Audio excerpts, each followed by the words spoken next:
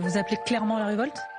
D'abord, je voudrais souhaiter bon anniversaire à ma grand-mère qui a 98 ans. Voilà, que j'appelle maman Marie. Je lui fais un gros bisou. Non, non, Fabien, tu ne gagneras pas avec un steak. Pierre Roussel passe son temps aussi à critiquer Jean-Luc Mélenchon, donc on s'en sort plus. Voilà, est-ce qu'on peut arrêter ça ? Est-ce qu'on peut arrêter ça ? Et quand vous leur dites ? Et qu'un tel, j'en ai ras-le-bol, voilà. Ce qui est très important pour nos Français, c'est qu'on est attaché à la bagnole. On aime la bagnole. Et moi, je l'adore. Macron !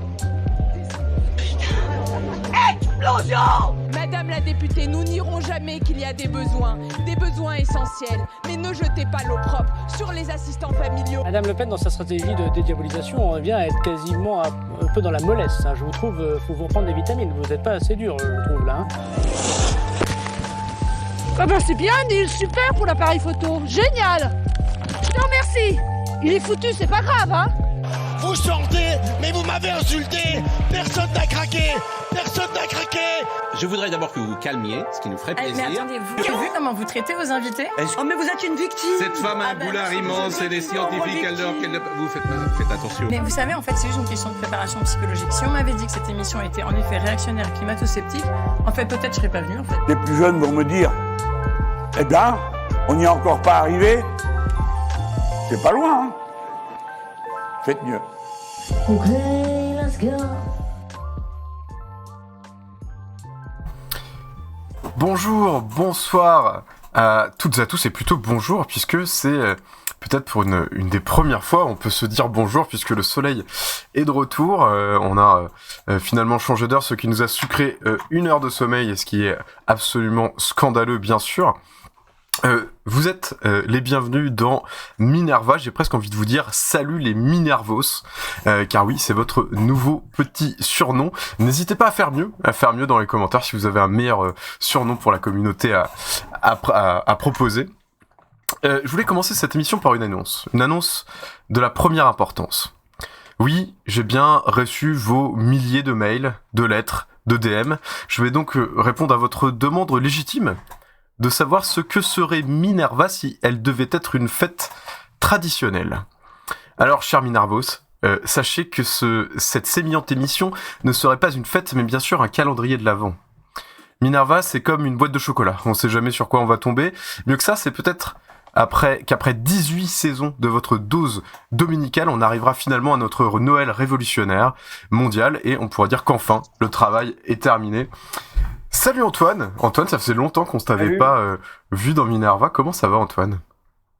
Ben, ça va, oui, c'est vrai, j'ai attendu un week-end de 3 jours pour pouvoir me libérer le dimanche et participer.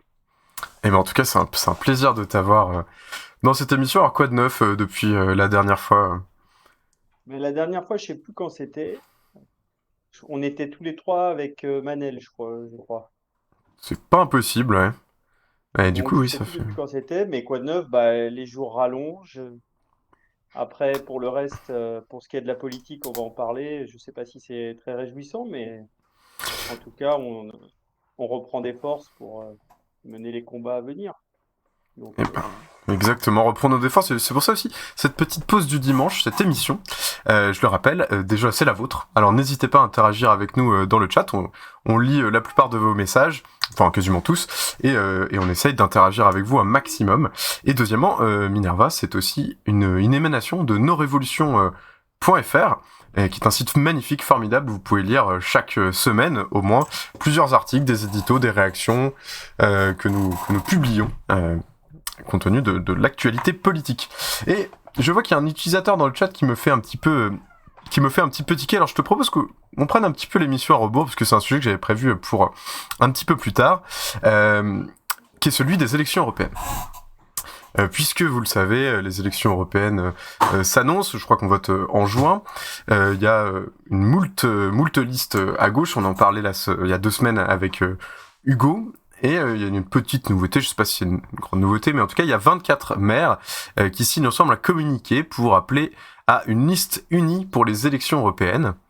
Est-ce que toi, tu penses, Antoine, que ça a une chance de fonctionner ? Est-ce qu'il y a une chance pour que les sociaux-démocrates entendent raison et décident de refaire une liste unie ?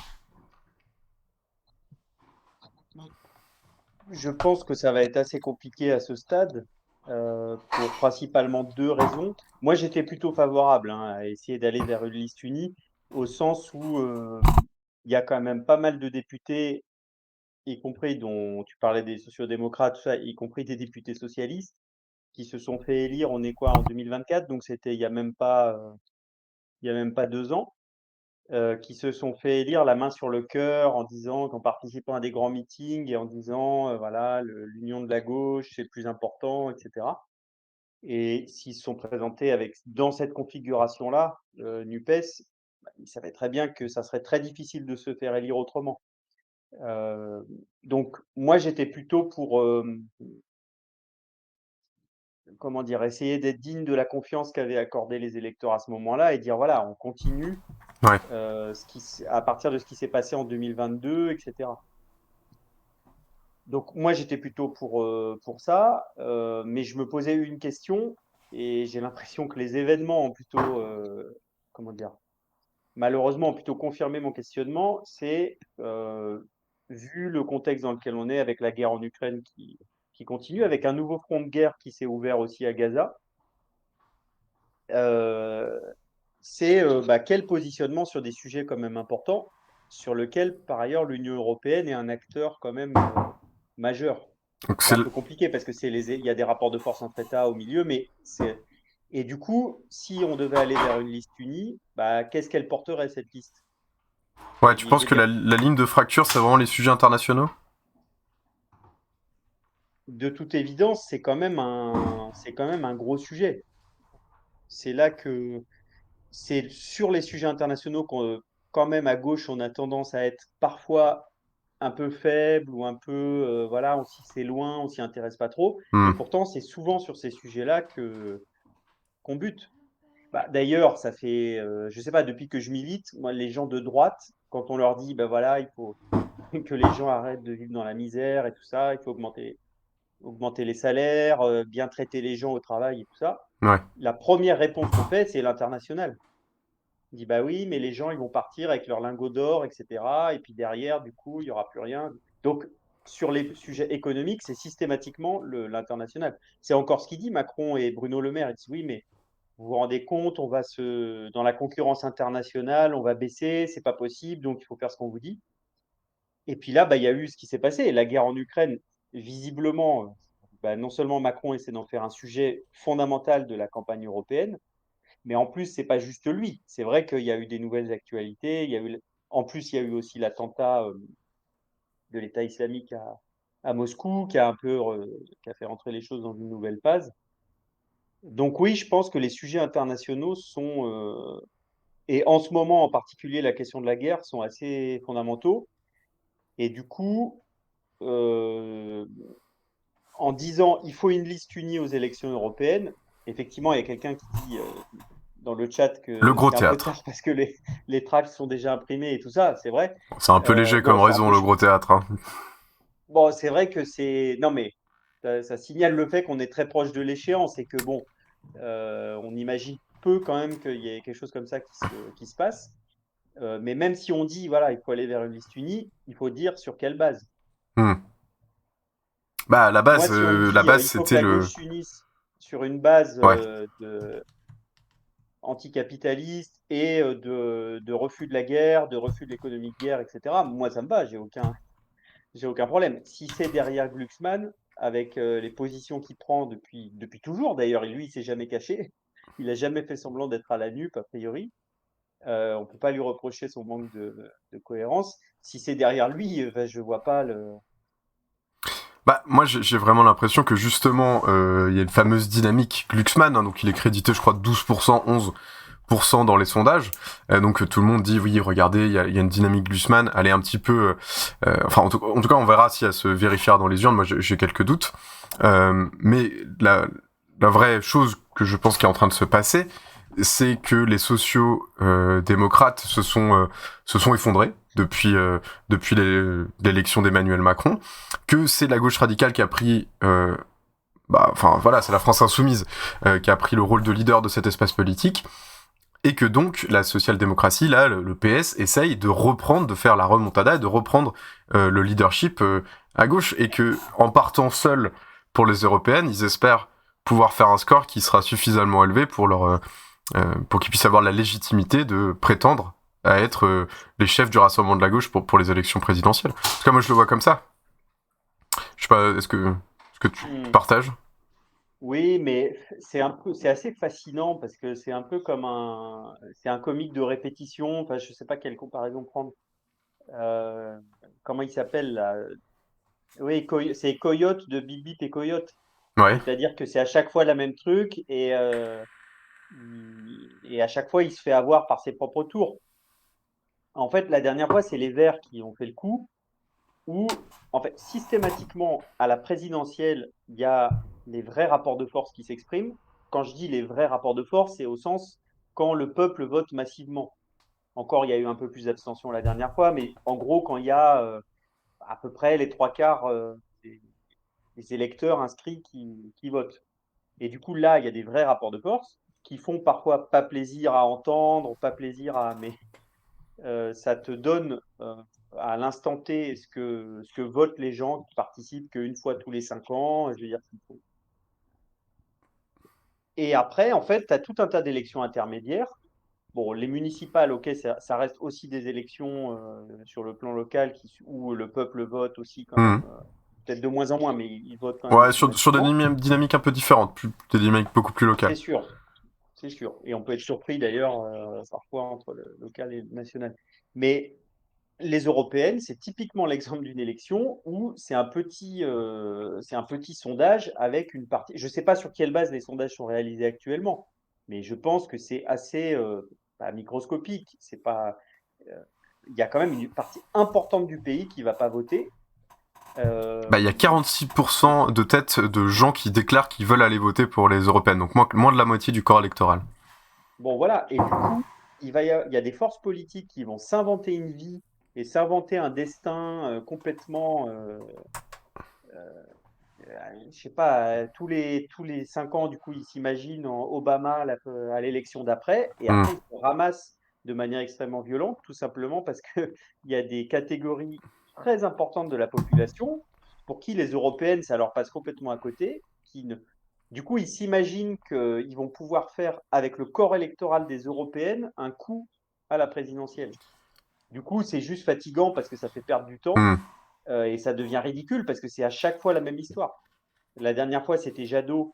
Aux européennes. Ouais, c'était déjà Jadot, ouais. Il était complètement exalté. Après, je sais pas si tu te souviens, hein. Allez, je sais plus combien il avait fait. Il avait fait 13... Ouais, entre un peu plus de 10%. Bon, il avait fait un bon score. Il était complètement sous acide, etc. Et du coup, personne n'a pu le raisonner après en allant vers la présidentielle. Et bon, il s'est passé ce qui s'est passé avec en plus l'épisode contre Rousseau où bon, c'était très, c'était à touche-touche. Et là, on se dit, mais est-ce que ça va faire la même chose avec Glucksmann et avec un courant, je sais pas, des hollandistes repeints en je sais pas quoi d'ailleurs. Mais Moment prophétie. Vous pourrez dire que vous l'avez entendu dans Minerva sans doute pour la première fois. Non, pas pour la première fois parce que tout le monde le dit. Non, mais ils vont totalement faire ça. S'ils font plus de 10% le PS, ils vont se sentir pousser des ailes et penser qu'ils sont en capacité de diriger la gauche pour d'autres élections sans doute plus impactantes. Et c'est ça, moi, qui m'inquiète. Glucksmann l'a dit d'ailleurs, hein, il n'y a pas longtemps, il était sur France Info et il dit oui, oui, bien sûr, ça va recomposer la gauche, etc. Je ne sais pas quel rôle lui il va jouer exactement. Parce que lui, c'est. Bon. En fait, lui, il pesait. D'ailleurs, les observateurs le disaient. En fait, il pesait assez peu la dernière fois. Les gens n'avaient pas trop compris. Je crois que c'était Olivier Faure qui avait monté ce petit truc. C'était effectivement assez malin parce que ça permettait. Lui n'est pas au PS. Donc, ça permettait de mettre quelqu'un et de faire. De blanchir, entre guillemets, après le quinquennat Hollande. Et là, il a pris une nouvelle ampleur parce qu'il est devenu porte-parole. D'une part, il est devenu porte-parole de la guerre en Ukraine quand même. Parce que quand on entend, à la limite, Macron, pour lui, il n'était pas assez, il n'allait pas assez loin. Donc lui, il est pour y aller, voilà. Et par ailleurs, il est devenu aussi porte-parole comment dire, du macronisme. En gros, c'est les gens qui veulent continuer le macronisme, mais sans la loi immigration. Ils veulent pas se salir les mains et du coup, ils veulent continuer à ce que ça soit un truc. Ah bah c'est Clément Beaune et compagnie, tu veux dire? Les anciens ministres qui se sont fait, Ouais, un peu comme ça. jarter. Même si Beaune, il est resté avec Macron. D'ailleurs, il lui dit, ils n'arrêtent pas de dire oui, Glucksmann, il devrait être avec nous. Enfin, ils savent pas trop comment prendre cet objet politique-là. Mais oui, un petit peu cette tendance-là. C'est-à-dire, ouais, on veut bien, on veut que ça continue un peu tous les trucs symboliques, un peu de gauche, tout ça, et puis après, bon, le libéralisme, mais sans aller trop vers l'extrême droite.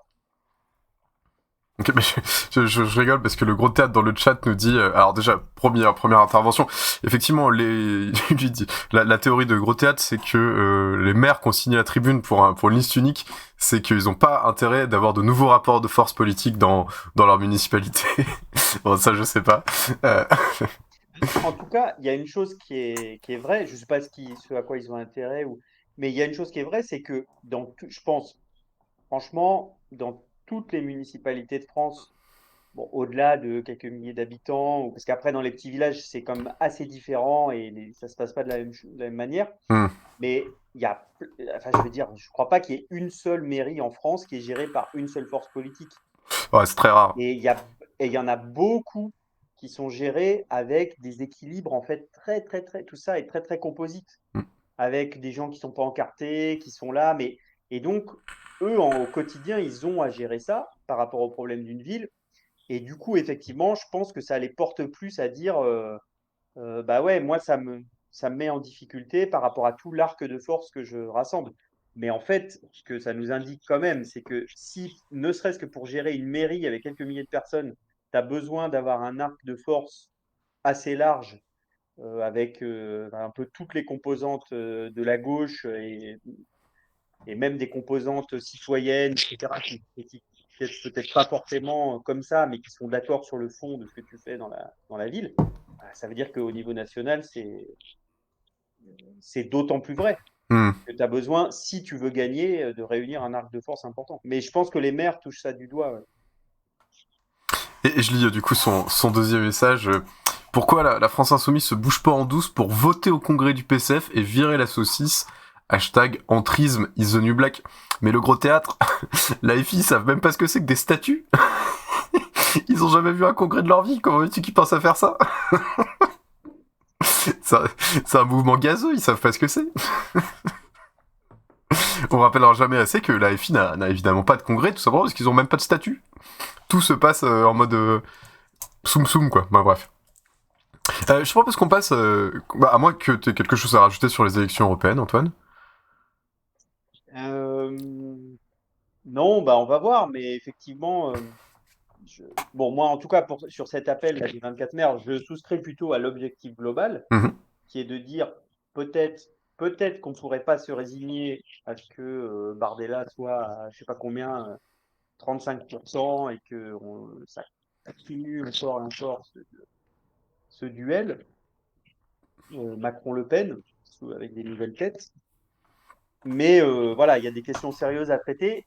Et du coup, moi, mon avis, c'est qu'il faut traiter la question du rassemblement sur en disant pourquoi on se rassemble et ce qu'on va faire. On ne se rassemble pas que contre Bardella, mais si on se rassemble contre la guerre, moi, ça me va. Mais voilà, il faut le préciser. On peut aussi voter par stratégie politique, de se dire quel espace politique, notamment au sein de la gauche, est le plus représentatif des intérêts du peuple, et d'essayer de se mobiliser autour de lui. Bah, bref. De toute façon, en l'absence de rassemblement, les électeurs qui ne sont pas ultra déterminés sur tel ou tel candidat, ça va bouger de toute façon. Ils vont essayer de faire des stratégies. Bon, mais tout ça encore dans un mouchoir de poche. Tout ça pour l'instant, a priori, dans les 46% que tu indiquais. Il peut y avoir une mobilisation plus importante au niveau des européennes, mais ouais. Pour l'instant, je ne crois pas qu'on ait encore vu ça. Mais... Non, il n'y a pas vraiment de dynamique européenne, ça n'intéresse pas beaucoup les gens. C'était la question qu'on s'était posée il y a 2 semaines, c'est pourquoi est-ce que tout le monde s'en fout des européennes, quoi. Et en fait, parce que c'est trop compliqué, parce qu'en plus, comme disait Hugo il y a 2 semaines, c'est que finalement on vote pour des représentants qui n'ont pas le pouvoir, puisque la Commission européenne ne dispose pas de l'intégralité du pouvoir, etc. Enfin bref. Je te propose qu'on passe à un sujet très très intéressant, qui est le sujet, je sais pas si vous avez vu dans le chat un petit peu ce qui se passe en ce moment autour de la nouvelle invention de Darmanin, c'est-à-dire des places nettes.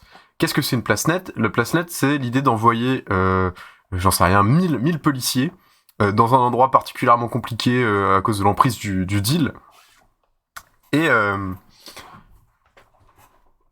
en fait, voilà, en 3 jours, on arrive, on arrête tout le monde, on fait toutes les saisies, etc.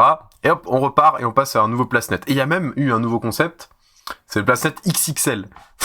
C'est que c'est encore plus vénère. On envoie les chars de la BRI, on mobilise énormément de monde. Donc, vous avez peut-être lu dans la presse, je sais pas si t'as lu un petit peu dans la presse, Antoine, que globalement le bilan est moyen, plus que moyen, puisque en gros les saisies ne correspondent pas aux effectifs mobilisés. Après, les dealers, ils étaient revenus, quoi, c'est ça? Oui, déjà En fait, que Macron est venu, ils ont fait la grosse opération et juste après, ça avait repris. ça c'est ça, mais en plus il y avait pas eu non plus des interpellations. Ils ont pas démantelé un réseau de trafiquants, quoi. Ils ont arrêté 2-3 types qui faisaient les guetteurs, et puis, enfin voilà, il y a pas eu de coup de filet marquant. Mais voilà, au-delà de l'efficacité du truc et de tout ce que ça peut renvoyer d'ailleurs de violent pour les populations, enfin c'est pas du tout anodin. Je voulais aborder une question avec toi que je trouve très intéressante. C'est que on a l'impression, peut-être c'est complètement faux, moi en tout cas j'ai l'impression que il y a la question de la sécurité et la question de la tranquillité publique est assez peu abordée par les responsables politiques de gauche. Est-ce que toi, c'est une impression que tu partages ? Et si oui, est-ce qu'il faudrait mieux s'en saisir ? Ou alors c'est vraiment une question qui est plutôt de droite, quoi ?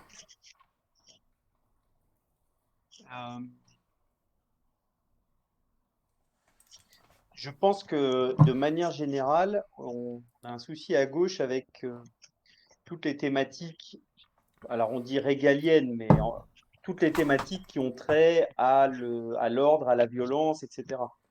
Je sais pas, on a un peu du mal à les aborder. On se dit, ou dans les villes, par exemple, on se dit non, ça c'est du ressort de l'État, ou alors on dit bon, il faut plus de moyens en policiers, comme si ça allait d'ailleurs répondre à tous les problèmes qui se posent. Mais on va peut-être pas jusqu'au bout fouiller le problème. Et après, il y a un autre phénomène qui est tous les gens qui veulent dire, en fait, oui, il faudrait que la gauche soit plus de droite. Et du coup, la manière dont ils ont de le dire, c'est de dire, oui, il faut traiter les questions de sécurité, parce que... Mais c'est 2 choses différentes, enfin, c'est 2 agendas différents. Ouais, mais c'est quand même quelque chose qui est pas très porté, la question de la sécurité à gauche. Et en tout cas, moi, ça me pose un petit peu question, parce que y compris le deal et le trafic globalement dans ce pays, notamment autour du cannabis, mais pas que, ça prend quand même des proportions qui sont très importantes. Et je pense notamment aux Parisiens, mais pas que, notamment avec l'arrivée du crack, qui sont des drogues très compliquées pour les gens qui en prennent, pour les consommateurs, et pour tout ce que ça peut créer un peu autour de gens complètement shootés qui peuvent être en dehors de la réalité, qui peuvent être potentiellement un petit peu dangereux. Et j'ai l'impression qu'on prend... Parce que la vidéo s'est bloquée de mon côté, alors j'essaie juste de rafraîchir le truc. Ok.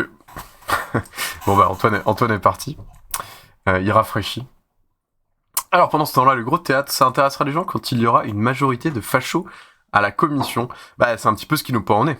Je sais pas ce que vous en pensez, mais c'est un petit peu ce qui nous pend au nez avec tous les sondages qui sont annoncés. Après, encore une fois, c'est, comme le disait Antoine, une élection avec un corps électoral extrêmement restreint. Donc je pense qu'on va être assez surpris et qu'ils feront pas un aussi gros score que ça. Et moi, j'appelle les gens à voter. Moi, j'irai voter et je pense qu'il faut voter massivement. Mais voilà, dans l'interprétation des résultats, il faudra tenir compte de qui est allé voter avant de tirer des plans sur la comète. Donc on disait, ouais, sur la question de la sécurité et notamment liée au trafic de stupéfiants, et je mentionnais l'arrivée, c'est pas si récent, mais ça s'est vraiment répandu, l'arrivée du crack en France, qui est une drogue très violente. Par exemple, tu vois, la manière dont on pose la question systématiquement, c'est Il y a il y a un problème de consommation de drogue, tout ça, qui génère toute une série de problèmes, que ça soit effectivement des problèmes de santé publique par rapport aux gens qu'ils utilisent, etc. Des problèmes de circulation ensuite d'armes, de règlement de compte. Donc, il y a toute une il y a toute une série de problèmes qui sont liés à ça. Mais en fait, en disant, ce qu'on nous dit régulièrement, ouais, le problème, c'est la sécurité, il faut s'intéresser aux questions de sécurité, etc.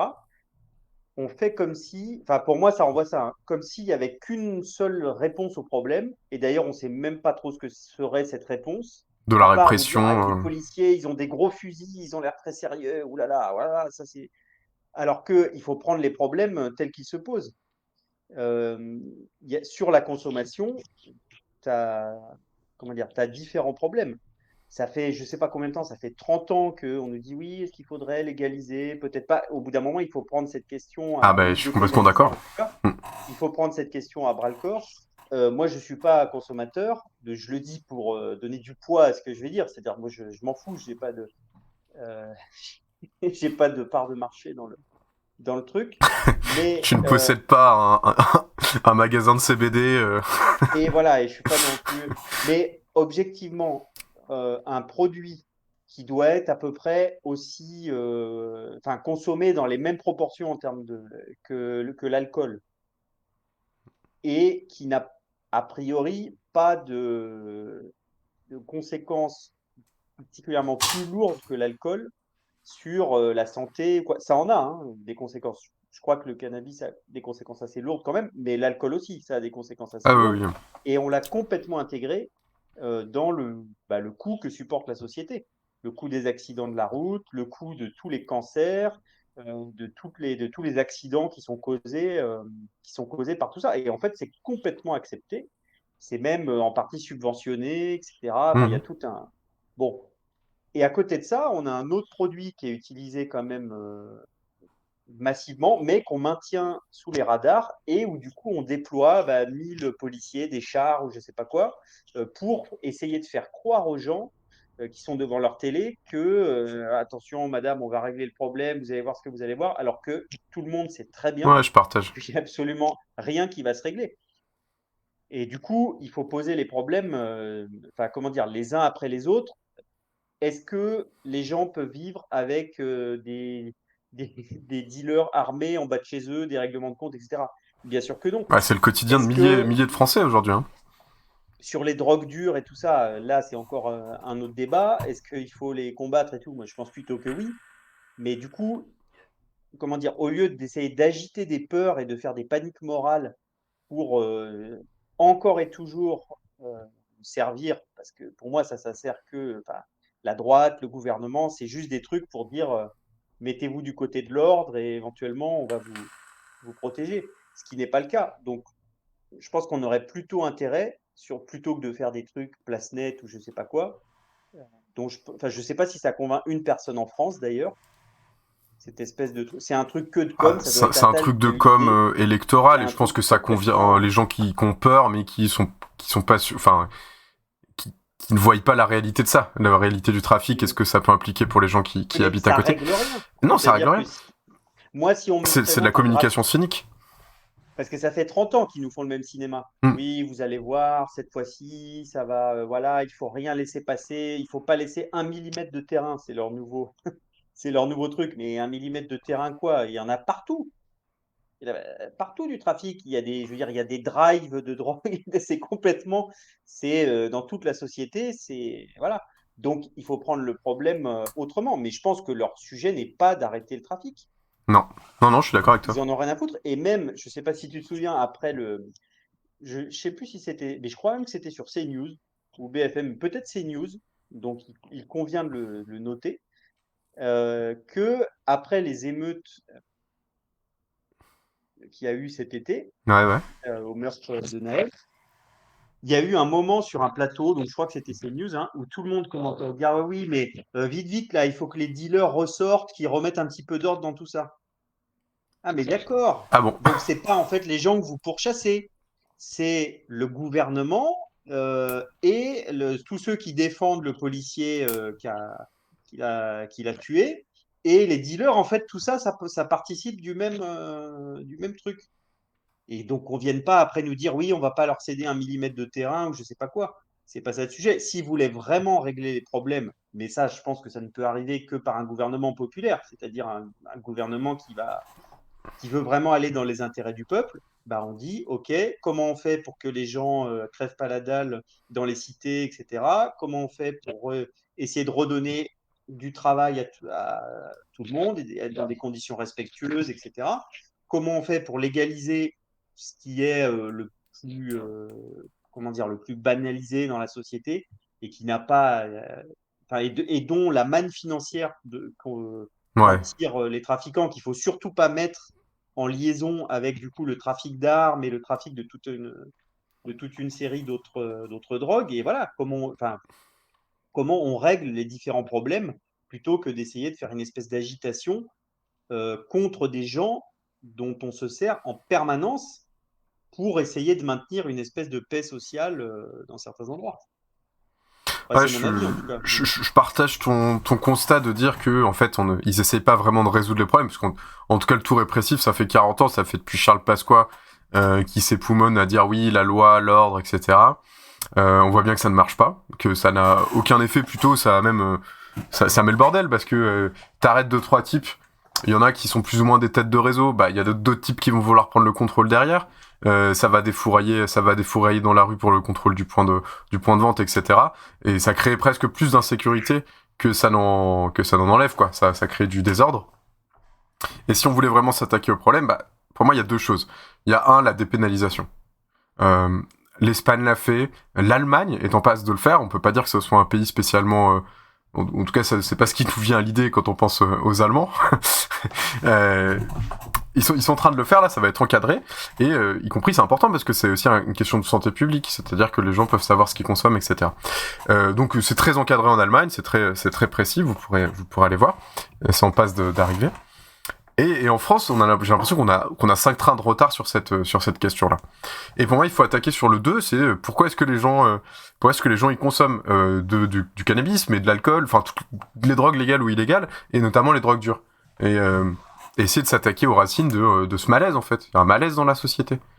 Ah, j'ai l'impression que t'as mis une insulte dans le chat parce que ça nous fait des petites étoiles. Non, en fait, j'ai mis le lien d'un article, de l'article qui a été publié sur Nos Révolutions il y a un petit moment et qui porte pas sur la France, mais qui porte sur la question des drogues en Amérique latine. Mais peut-être il y a le mot drogue dans le truc. Non. En fait, il y a que moi qui ai le droit de mettre des liens. Donc, si tu veux, tu peux me l'envoyer, je le mettrai dans le chat. Ouais. Et le Grota dit qu'il commence aussi par régler la consommation de coco à la mairie de Paris. C'est vrai qu'on consomme beaucoup de Yann Brossa à la mairie de Paris. Non, oui, je rigole. Non, enfin, j'en sais rien, mais il y a un truc aussi qui joue qui est très une question de classe. C'est qu'en fait, les gens qui subissent les trafics, les gens qui sont dedans jusqu'au cou, qui risquent aussi la prison, etc., bah, c'est les classes populaires, alors que les gens qui on va dire les plus riches, qui consomment pour des raisons récréatives, eux, ils ont pas du tout tous les désagréments, et notamment... Que les plus riches, mais... Bah... Sur le cannabis, en tout cas.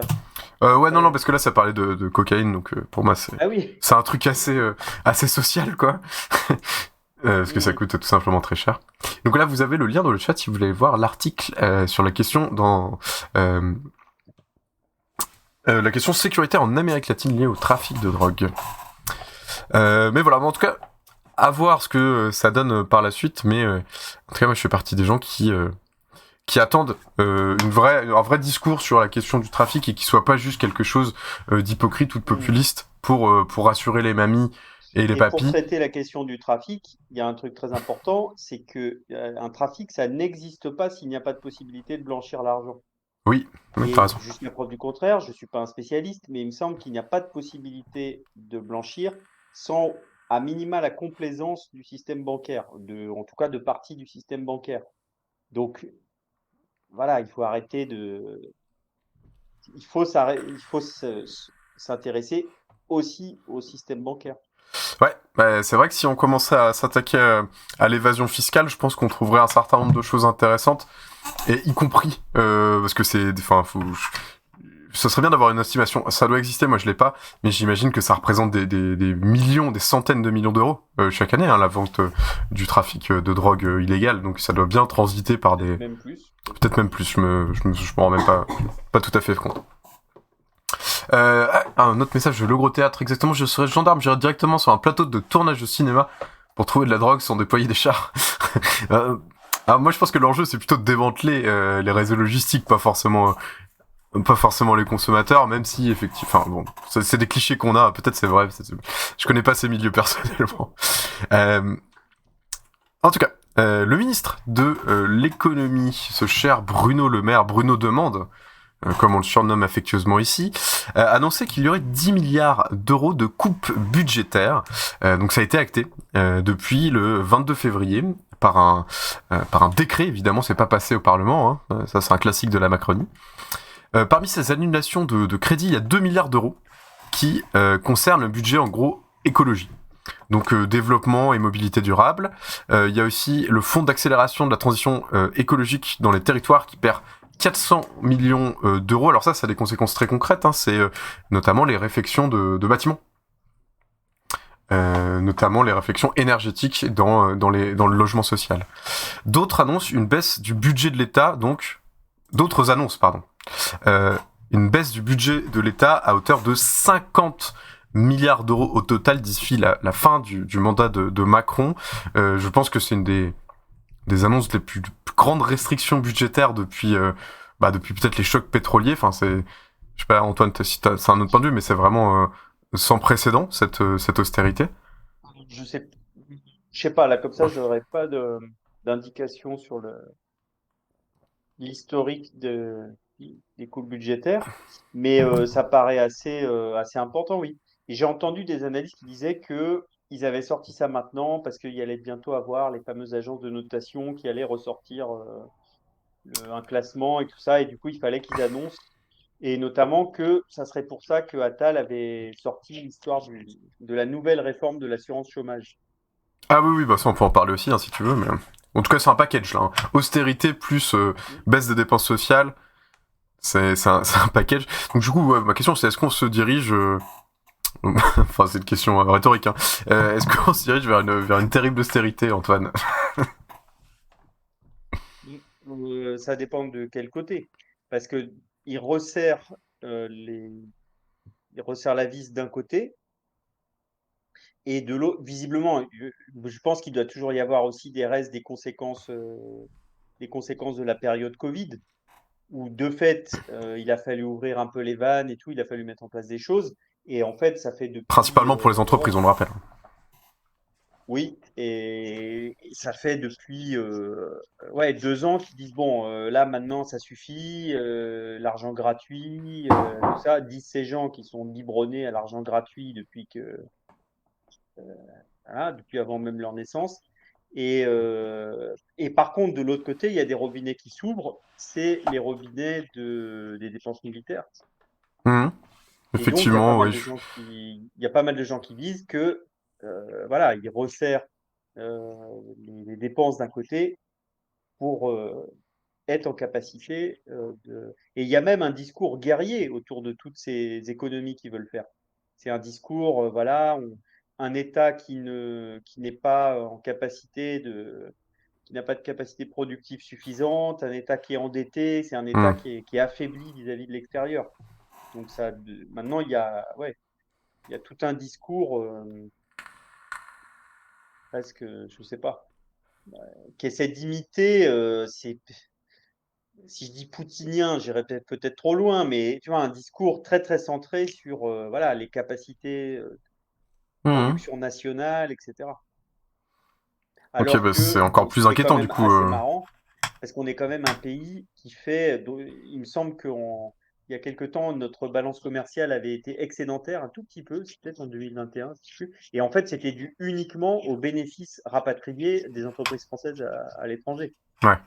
Donc c'est quand même assez marrant de dire tout cette espèce de discours, évidemment, qui est porté aussi par Le Pen et l'extrême droite et tout ça, alors que s'il y a un pays qui dépend de manière énorme du commerce international, c'est quand même la France. c'est énormément de pays, mais notamment la France. Ah, mais en plus, voilà, ces restrictions, elles sont faites, et ils l'ont dit et répété, sans vouloir toucher à l'impôt. Alors, les gens disent, ah bah super, on touche pas à l'impôt, etc.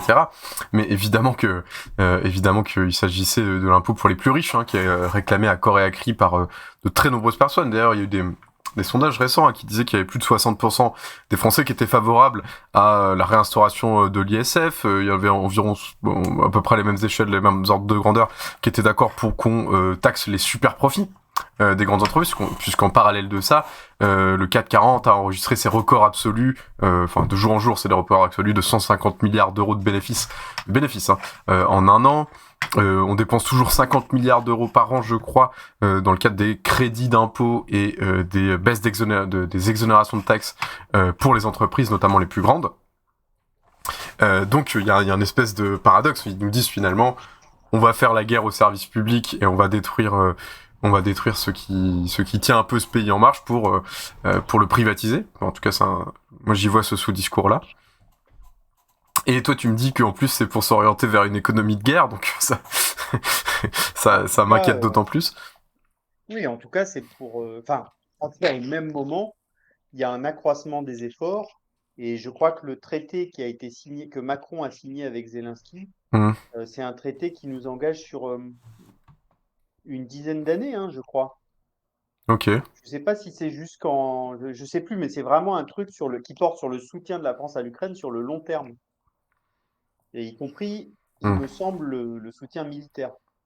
En gros, c'est pour dire, oui, ok, l'Ukraine ne peut pas tout de suite adhérer à l'UE, ne peut pas tout de suite entrer dans l'OTAN, tout ça, mais voilà, on affirme qu'on ne va certainement pas lâcher... une sorte de protectorat militaire français, c'est ça? Un protectorat, mais en tout cas, ouais, un accord d'association, le fait que l'Ukraine est un allié de la France. C'est ça que cet accord, et du coup, ça a des conséquences évidemment c'est pour marquer aussi la poursuite de l'aide militaire. Ok. Voilà. Toi, est-ce que tu aurais une meilleure piste pour faire des économies? Toi, Antoine, président de la France, félicitations. Comment tu remets le pays d'équerre? Je pense que des pistes, ça, il y en a des centaines. Effectivement, on parlait de fiscalité tout à l'heure. Il y a toute une série de... Alors, il y en a qui sont du domaine du symbolique, évidemment, mais ça commence par abolir un certain nombre de privilèges et toute une série de petits moyens de détourner. Quand Sarkozy est arrivé en 2007, il a inauguré toute une nouvelle phase. C'était la loi... Ça s'appelait, c'est n'importe quoi, mais je crois que ça devait être dans la loi travail, emploi, pouvoir d'achat. Ouais. Comme ça. Et ça avait un nom comme ça. Et dedans, je crois que c'est à ce moment-là qu'il a fait passer plein de trucs. Alors, si tu as des harasses de chevaux, tu peux les faire défiscaliser. Si tu investis dans des œuvres d'art, tu peux les... Enfin, c'est vraiment une caricature. Mais vraiment, voilà, si tu as un manoir et que tu vas investir dans... Bon, il y a toute une série de choses comme ça. Il faut commencer, mais il faut faire nuit du 4 août. C'est-à-dire qu'il faut dire, voilà, hop, faire un gros paquet. Tout ça, on met à la poubelle et... évidemment, il faut remettre les choses à plat à la fois en termes de fiscalité aussi des entreprises, tu l'as dit. Bon, il y a beaucoup de travail, mais peut-être que ça commence aussi par démocratiser les entreprises. Comment une entreprise utilise son argent, comment est-ce qu'elle établit, ça ne devrait pas dépendre d'un patron ou d'une poignée d'actionnaires. Les gens devraient pouvoir s'exprimer, voter par exemple. On le fait dans les élections. Et je pense que dans la mise en place d'un tel système, dans une telle réforme de démocratisation de l'économie, ça amène tout un tas d'effets vertueux. Mais tu as raison, oui, il faut réfléchir à ce que, tout l'argent que l'on pourrait récupérer pour le mettre à disposition de besoins sociaux, ça manque pas, mais ça fait toujours du bien de se redire que les moyens sont là. Effectivement, on nous invite dans le chat Le Gros Théâtre à ne plus fumer de relais parce que pour faire des économies en soins et avoir plus de militants de gauche, ma foi. C'est une piste. C'est une piste à ne pas écarter. Écoute, j'ai un autre sujet que je voudrais discuter avec toi, mais aussi avec vous dans le chat. Najat Vallaud-Belkacem, ancienne ministre de l'Éducation, une socialiste, donc sous François Hollande, nous propose collectivement de nous interroger sur notre rapport aux écrans, au numérique, dans une tribune récente parue dans Le Monde la semaine dernière, je crois, en limitant notre usage alors à 3 gigas, c'est très précis, 3 gigas d'internet par jour. Est-ce que toi déjà t'as lu cette tribune, Antoine, et si est-ce que tu trouves que c'est une bonne idée? Non, j'ai pas lu, j'ai vu qu'elle avait dit ça. Et quand j'ai entendu ça, je me suis dit, est-ce qu'elle en parle pour les enfants? Parce qu'il y avait aussi tout le débat sur les effets des Elle en écrans parle sur les enfants, etc. Je sais pas à quoi ça correspond 3 gigas. Je pense 3 qu'on a gigas cramé par les 3 gigas là on diffuse en HD sur Ah ouais Twitch. Là, je pense qu'on les a cramés depuis longtemps. Hein. Par jour ou c'est ça? Là, elle disait elle 3 gigas par jour, mais nous, je pense qu'en 45 minutes, on en a cramé une dizaine, hein, pour être très honnête. Non, mais c'est sûr que Et par exemple, pour te dire la taille moyenne d'un jeu vidéo un petit peu connu, on va dire, les AAA, ça fait environ 100 à 150 gigas, quoi. Voilà. Je sais pas d'ailleurs d'où elle sort, et je sais pas en quoi est-ce qu'elle est devenue une experte d'Internet. Et c'est toujours assez fascinant. Manifestement, c'est pas une experte d'Internet, ça c'est sûr. Non, mais c'est toujours assez fascinant, ces gens qui ont quand même un bilan qui est connu, en tout cas de leur gouvernement, etc., qu'ils ont soutenu, y compris du gouvernement Valls, par exemple, de se recycler comme ça, en espèce de parangon de vertu. Bon. Après, les gens, ils ont le droit de faire ce qu'ils veulent et de continuer leurs engagements, etc. Mais quand on a été membre du gouvernement Hollande et jusqu'au bout, je trouve ça à chaque fois assez fascinant, la capacité des gens à être sans gêne. Après, sur le sujet en particulier, bon, je pense que c'est sûr qu'il y a un sujet, parce qu'on a connu une période où on avait l'impression que tout ce qui était dématérialisé, du coup, ça n'avait pas de conséquences. Et donc, on nous disait, ouais, arrêtez d'imprimer vos mails, vous les gardez. Bon, il faut faire ça, hein, n'imprimez pas vos mails. Hein. Non, mais ok, sauf que un mail, tu l'imprimes, bah, tu fais fonctionner une imprimante, tout ça, tu utilises une feuille de papier. Bah ouais. Mais par contre, tu conserves un mail sur ta boîte mail, bah, en fait, c'est stocké et ça correspond à des infrastructures physiques qui émettent de la chaleur, qui fonctionnent avec de l'énergie et tout ça. Donc, c'est quand même quantifiable et ça a effectivement quand même un effet. D'ailleurs, il me semble que ça se développe quand même, tous les centres de stockage de données, etc., qui ont des conséquences. Ah non, mais complètement. Par exemple, en Suisse, ou dans des endroits où il fait très froid, parce que ça permet de les refroidir. Enfin bref, tout ça pour dire que oui, je pense que c'est légitime de se poser la question de l'impact physique, et comme tous les autres secteurs, on se pose la question sur l'industrie automobile, il faut aussi se le poser sur Internet. Après, du coup, je ne sais pas quel est l'argumentaire qu'elle a développé, mais il faut faire attention avec toutes ces logiques comment dire, dans la manière dont on amène les choses. Pour moi, ça peut se poser qu'à travers un projet de société. Parce que les gens, s'ils ont l'impression que c'est encore un truc pour essayer de les priver de ce à quoi ils ont accès et qui leur permet de rendre parfois le quotidien un peu plus supportable, sans le lier à un projet d'ensemble, ça va encore ça ne va pas être accepté, ça ne va pas. Ah bah ça c'est sûr. Mais moi je suis d'accord pour qu'on se pose ce type de questions. Je veux dire, c'est peut-être pas illimité parce que en fait il y a des conséquences concrètes et un centre des serveurs et tout ça, c'est quelque chose qui émet, ça existe dans le vrai monde, c'est pas juste quelque chose d'évanescent, le monde d'Internet sur lequel on peut tout faire et tout. Mais alors, moi je partage complètement. En fait, j'étais un peu moqueur au début là dans mon assertion sur les 3 gigas parce que cette proposition elle est évidemment outrancière et elle correspond absolument pas à la réalité de ce qui est de la pratique du numérique par les gens aujourd'hui. 3 gigas c'est dérisoire. Malheureusement, peut-être c'est un problème. En tout cas, ça mériterait d'être interrogé. Voilà, non, je veux dire le numérique ça représente de tête, vous irez vérifier, 3 à 4% des émissions d'effet de serre à l'échelle mondiale, et ça correspond à peu près à la même part que l'avion. Donc voilà, faut mesurer que c'est quelque chose qui est extrêmement dépensier en ressources, et notamment pour la fabrication des microprocesseurs. Moi, je suis grenoblois, donc je connais bien. Ça demande énormément de ressources, et des ressources en terres rares, des ressources qui sont issues d'une économie néocoloniale, etc. Donc ça pose énormément de questions. Et je suis d'accord avec toi, Antoine, quand tu dis que en tout cas la société, on devrait s'interroger peut-être sur une plus grande sobriété numérique, peut-être qu'on surdépense. Ça, je suis complètement d'accord. Après il s'agit de Najat Vallaud-Belkacem qui c'est très étonnant tout ça, parce que Dola dans la tribune a dit des trucs, du coup si tu l'as pas lu, je vais te les dire, de tête elle dit oui, au mieux d'écrire un mail, vous pourriez l'écrire à la main sur du papier et l'envoyer ultérieurement pour réduire votre impact. Les codeurs, vous pouvez très bien coder avec du papier et un crayon. Enfin, c'est complètement, c'est très hors sol en fait. Ça correspond pas du tout aux pratiques actuelles, et ça rappelait un peu, on en avait parlé d'ailleurs dans un épisode de Minerva, ça rappelle un peu la panique de Ségolène Royal à propos de l'arrivée des mangas en France dans les années 90. Voilà. Bon. Mais par contre, je pense qu'il y a au-delà du fait de changer nos petites habitudes, tout ça, ça me rappelle l'histoire de fermer le robinet ouais. ou je sais pas quoi.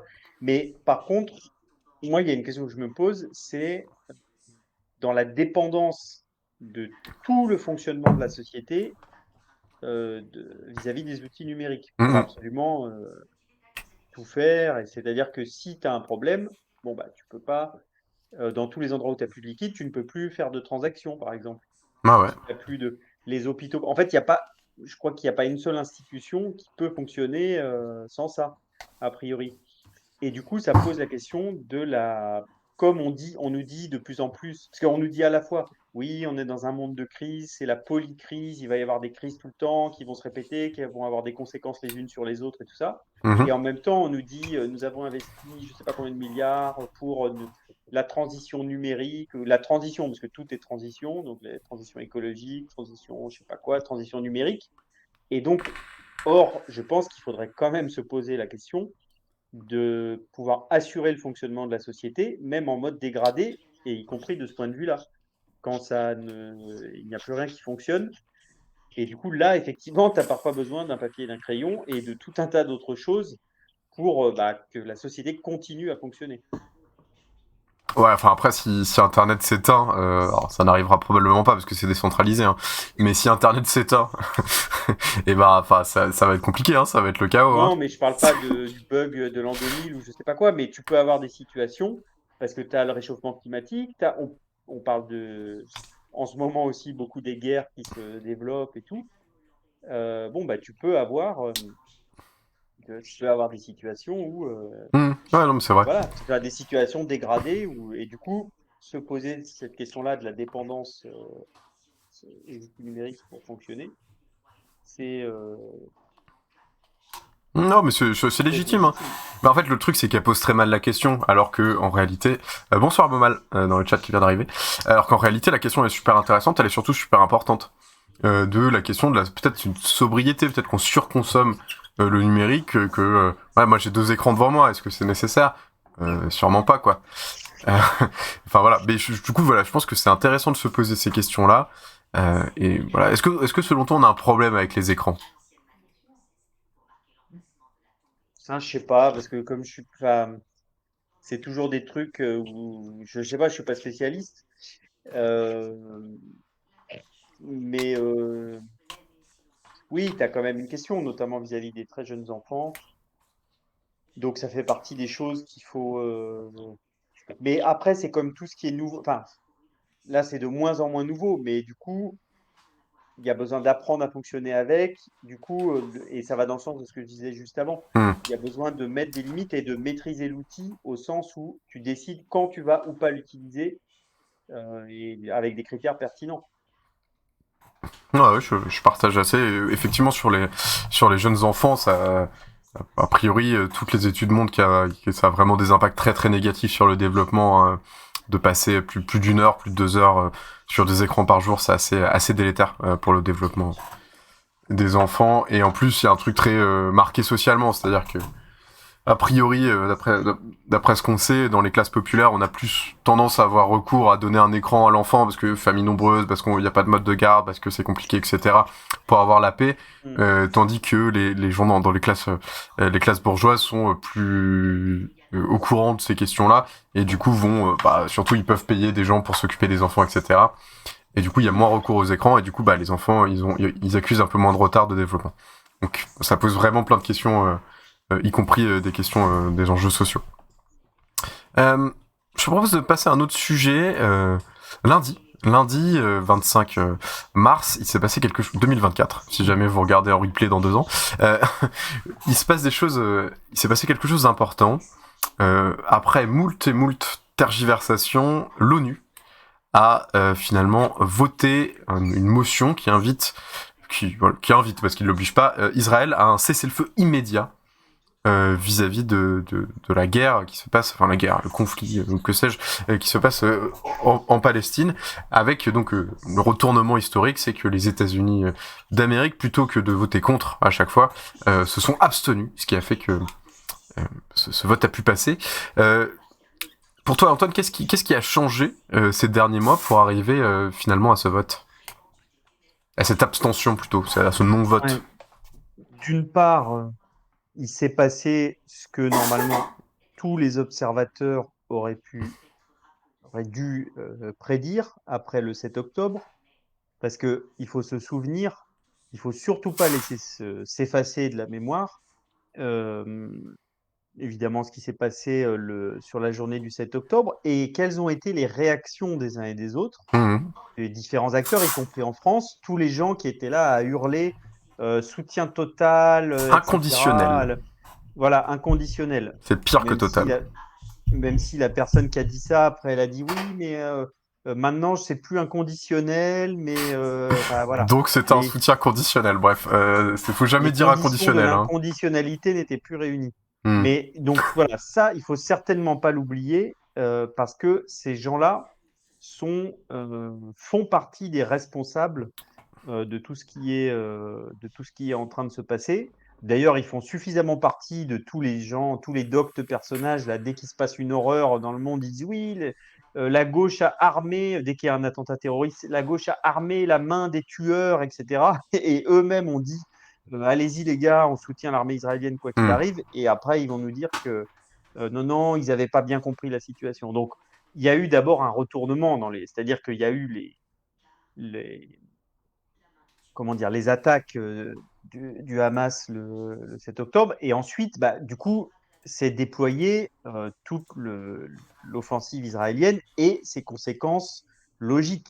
Parce que depuis le début, on avait compris qu'ils encerclaient toute la bande de Gaza, qu'ils pilonnaient, y compris les endroits où il y avait des civils, des civils, en disant dès le début d'ailleurs, en utilisant une rhétorique, non mais là-bas, vous savez, même les enfants, c'est des terroristes. Donc, oui, d'ailleurs, d'accord, tout un peuple est terroriste et collabore avec les. Même s'il a 8 ans et demi.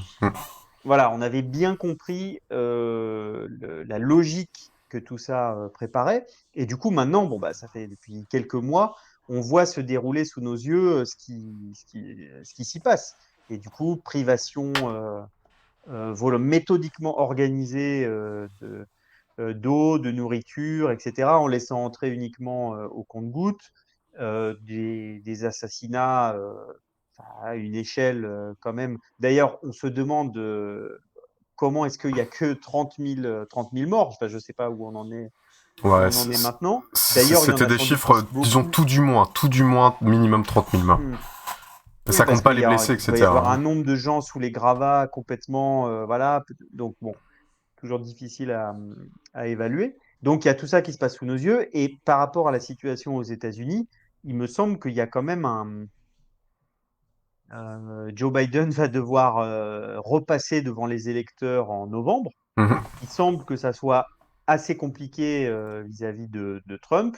Bon, Trump, lui, il n'a pas trop à en parler d'ailleurs, parce que je pense que il a juste à faire son truc habituel. Et bon, lui, son bilan il n'a pas grand-chose à dire parce que son bilan sur la question Israël-Palestine, c'est surtout qu'il a fait valider, en gros, la reconnaissance de Jérusalem comme capitale diplomatique d'Israël, puisqu'il avait fait déplacer l'ambassade. Donc bon, lui, il a été...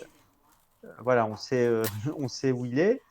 Et donc Biden, il est un peu pris en tenaille parce que de l'autre côté, il y a une grande partie de la jeunesse et une grande partie de l'électorat démocrate qui ne supporte pas que les opérations de l'armée israélienne, dont la Cour internationale de justice a qualifié, en tout cas, elle a parlé de risque de génocide. Et donc, du coup, elle dit à tous les États du monde, bah, votre rôle, c'est d'essayer d'empêcher ça, pour que le génocide ne puisse pas se perpétrer. Et donc, voilà, il a une pression aussi dans la population américaine, visiblement. Et du coup, les États-Unis sont assez embêtés. Alors, il faut quand même se rassurer, hein. Ils ont dit, attention, l'aide militaire américaine, qui est très, très conséquente à Israël, ne sera pas... Enfin, là, elle est inconditionnelle, elle aussi, pour le coup, mais vraiment... C'est-à-dire qu'ils disent non, c'est pas soumis à la discussion, alors même que Israël a dit, je crois qu'ils ont annulé une visite aux États-Unis en raison de ce vote, hein, oui. Voilà, en raison de l'abstention. Donc bon, ça conduit les États-Unis à essayer je sais même pas si c'est modérer leur position, mais en tout cas de jouer sur tous les tableaux, donc de pouvoir dire à l'électorat, oui, vous avez vu, on s'est abstenu, on a laissé passer la résolution au Conseil de sécurité. Donc ça a l'air d'être un jeu assez cynique. D'un côté, ils doivent dire aux Israéliens, non, vous inquiétez pas, voilà, mais calmez-vous quand même, mais on reste à vos côtés. Pour des raisons géopolitiques assez évidentes dans cette région-là. Et de l'autre côté, Biden veut pouvoir dire à ceux à son électorat, etc., voilà, on a été aussi aux côtés des Palestiniens. Pour moi, je me l'explique un peu comme ça. Ce qui a changé depuis le début du conflit. Je partage ton opinion, effectivement, on a de ce que j'ai lu un petit peu, il y a aussi une grande part de l'électorat démocrate qui est extrêmement défavorable au soutien des États-Unis à ce risque génocidaire, hein, pour reprendre les mots de la Cour internationale de justice. Voilà. Et ah oui, je vais partager le lien, effectivement. Oui, parce qu'il y a eu un édito la semaine dernière. Je partage l'édito de Nos Révolutions à ce sujet-là dans le chat. Oui, pardon. D'ailleurs, aux États-Unis, il me semble que il y a une part de plus en plus importante de Juifs américains qui se positionnent. Il semblerait qu'il y a en Israël, il y a un mouvement quand même, mais depuis plusieurs années. Hein, mais là qui est en train de prendre de l'ampleur en ce moment en Israël. Non, mais ce que je voulais dire, c'est qu'il y a quand même une droitisation de la société. Bon, il n'y a pas eu d'élection encore, donc on ne sait pas tout ce qui est en train de se passer va produire.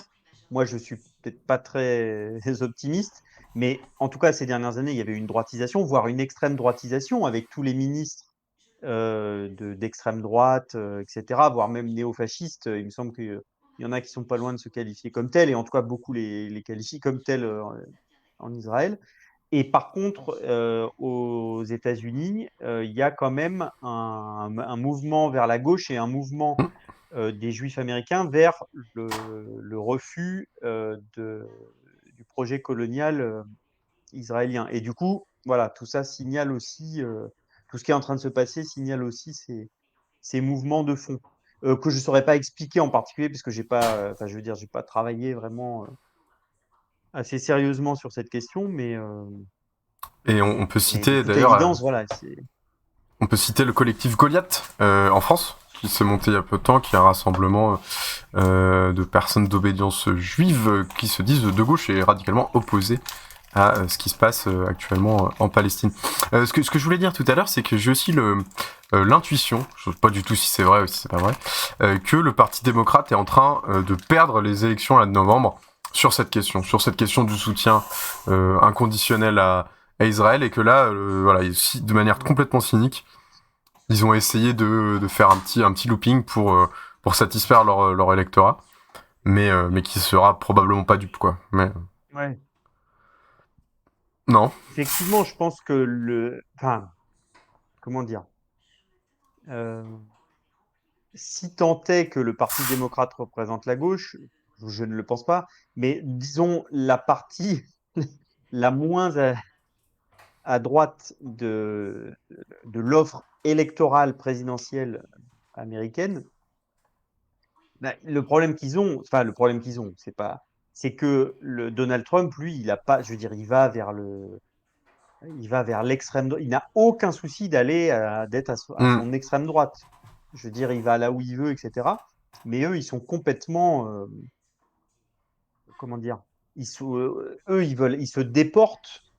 Et c'est le cas dans un certain nombre de pays, j'ai l'impression. D'ailleurs, plus la droite se déporte à l'extrême droite, on pourrait se dire, bon, bah, du coup, à gauche, ça va répondre, ça va aller, enfin, voilà, on va aller vers plus du révolutionnaire et tout. Et on a l'impression que c'est le contraire qui se produit, en tout cas dans l'offre électorale, c'est que la gauche se déporte vers la droite pour essayer de répondre au fait que mais on aurait besoin, au contraire, d'une gauche qui soit réarmée, puisque c'est à la mode le réarmement en ce moment. Une gauche réarmée, c'est-à-dire qu'ils disent oui, bah, pour répondre au fait que eux ils se transforment en fachos, nous aussi on va aller un peu sur les questions fondamentales. Ouais, dans une forme de radicalité, parce que pour le coup, c'est pas le cas. Bah, c'est ce qui s'est passé en France quand même un peu. Oui, c'est ce qui s'est passé la dernière fois, c'est vrai, mais ça reste quand même, comment dire, ça semble pas être la règle au plan mondial. Oui, ça c'est vrai. Il y a quand même pas mal.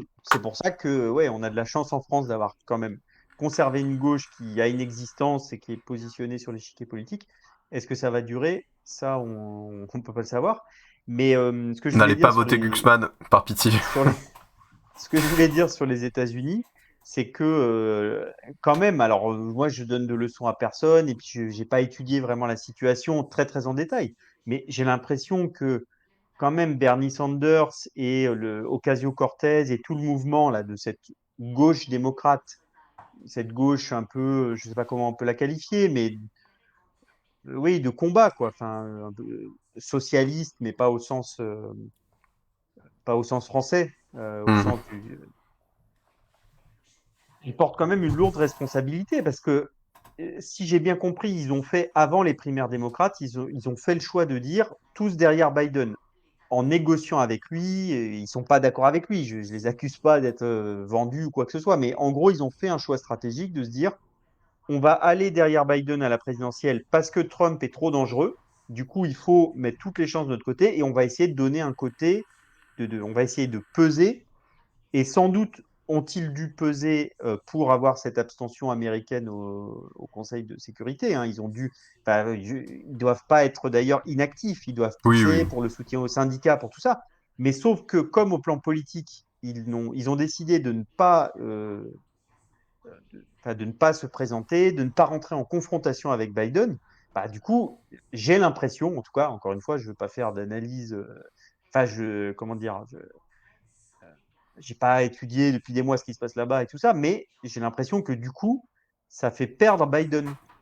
Et ça va faire gagner Trump, si tant est que Biden soit vraiment une alternative d'ailleurs à Trump, parce que bon. Ça paraît mal parti. Même en partant de leur calcul, qui est de dire attention, Trump est très dangereux, tout ça, s'il est très dangereux, du coup, il faudrait avoir quelqu'un de plus solide en face et une offre. Et du coup, voilà, de toute évidence, leur calcul n'a pas été du tout gagnant.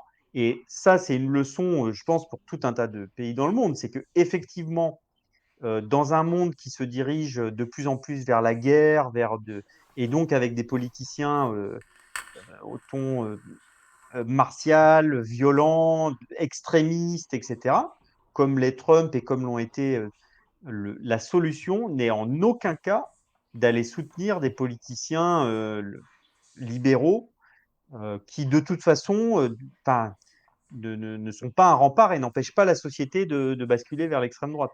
Ouais, c'est plutôt une passoire qu'un rempart. Il n'y a qu'une gauche de combat qui s'appuie sur la mobilisation des classes populaires et qui propose soit le communisme, soit enfin voilà la répartition des richesses, la paix, etc., qui peut combattre ce.